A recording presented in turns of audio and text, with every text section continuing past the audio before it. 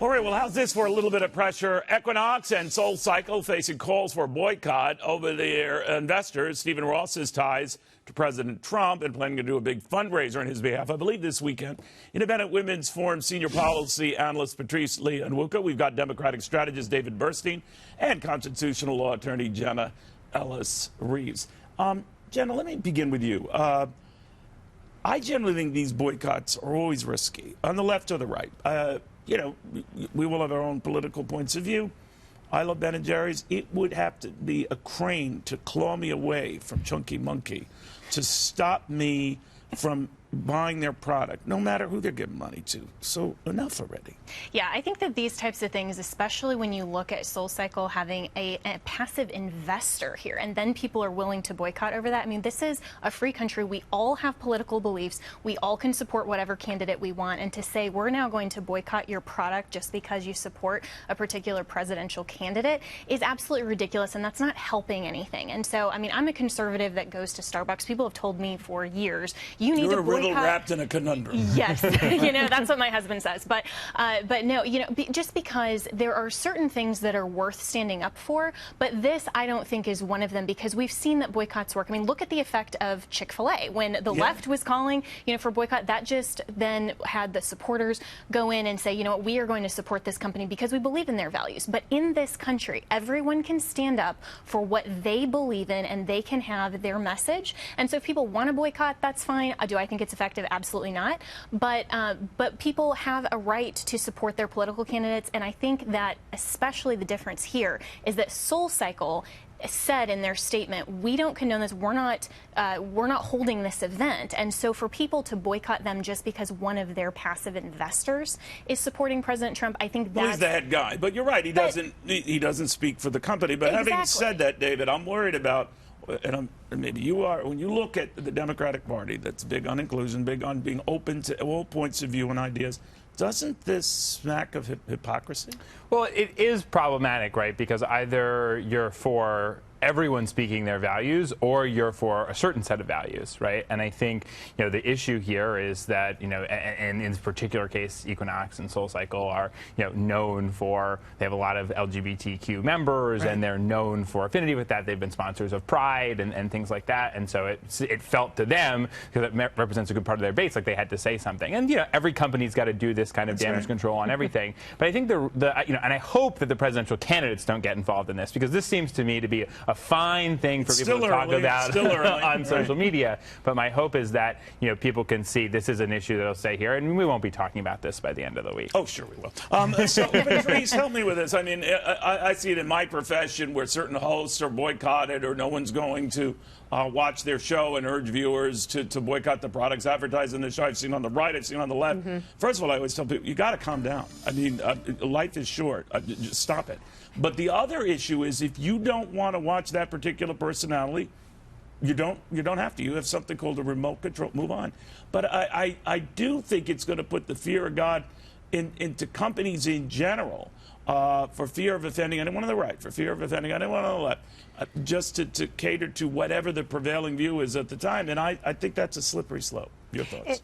It is, Neil. And, you know, I will counter the comments I think that Jenna made. I actually think it could be damaging if people actually believe it. Let's look at the Ivanka Trump brand. She had a very strong, loyal following and a really strong brand. That has all but disappeared, because I think you saw the left turn its machine out against her clothing company as soon as her father became a candidate for president. And so I don't think this is going to happen to SoulCycle. It seems like they have a lot of competition, particularly from in-home biking companies like Peloton, but I think they're trying to do as much damage as possible to ensure that that doesn't happen. And yes, it could become a slippery slope if every company is scared that somebody like Chrissy Teigen turns the social media trolls against them. What I worry about, though, guys, is just that I was the one who used the Ben & Jerry's analogy here, which would be kind of funny if you're, you know, at one of these facilities, especially the Equinox Fitness, and you're eating Ben & Jerry's ice cream while you're on there. But I think it gets past reality here. You know, everyone's free to their own political point of view, but when you extend it to I'm going to economically try to destroy them because of that.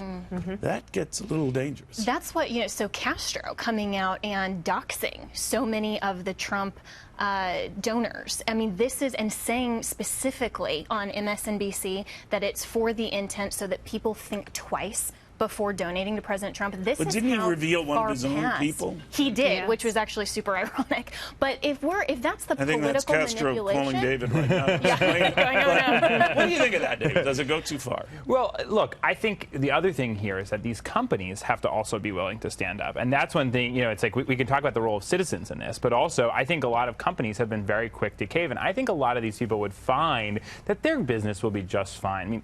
I mean, I'm a member at Equinox. Equinox has a very loyal I've seen you there. following. I mean, people, so does SoulCycle. They're not going to be destroyed by something like this. And I think, I don't know. I mean, in this city, they have a lot of competition. Perception, though, is so bad because if when we have a culture that is saying we are going to punish you for your political beliefs and try to silence you, like what Castro is doing, that's not America. But we've also done a lot to divide these things. I mean, we had this whole debate about Whole Foods in the last election cycle. Whole Foods is for Democrats, and these other supermarkets are for Republicans. Now, of course, there is that's accurate. Right. Well, but there's been a push. More and more people, more and more companies are focused on being values aligned, and that's important to them. But they have to be consistent in what those values are. But there is a difference between a company and the guy who runs, and I understand that can easily get blurred. Patrice, what I'm thinking is where is this going? Because you're free to support politically anyone you want. I don't know whether there's a higher burden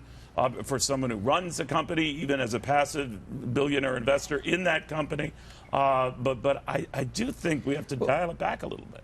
Well, I think it could have a chilling effect on a lot of these founders who will say, you know what, a lot of them may be conservative and would say tax policies that reduce taxes, that deregulate, that make it possible for the environment to be conducive to business is how I was able to create this. And they'll maybe potentially step back from, from supporting candidates or politicians and lawmakers who create pro-business policies. And that would be devastating. Honestly, I think, Neil, I think it would be hurtful. And so I think we, as consumers, we've got to be careful and parse when we're being used by celebrities for their own left-leaning or right-leaning, frankly, political causes versus really understanding whether, a founder and a company are doing something that's harmful. And in this case, that's just not the case. You were going to say. Well, I was just going to say, I think it also, the difference between being an investor, being part of a company, and being the founder of the company or the CEO of the company, I think is an important distinction. Because you are the image of that company. Right, and like someone, a Chick-fil-A founder. Exactly, and there is a big difference between that. So I don't want to just Chick-fil-A dismiss. is delicious, as has been in And I do think that there's a difference also between what the company actually does versus just the political. I'm not listening to you. I'm boycotting you. More to this.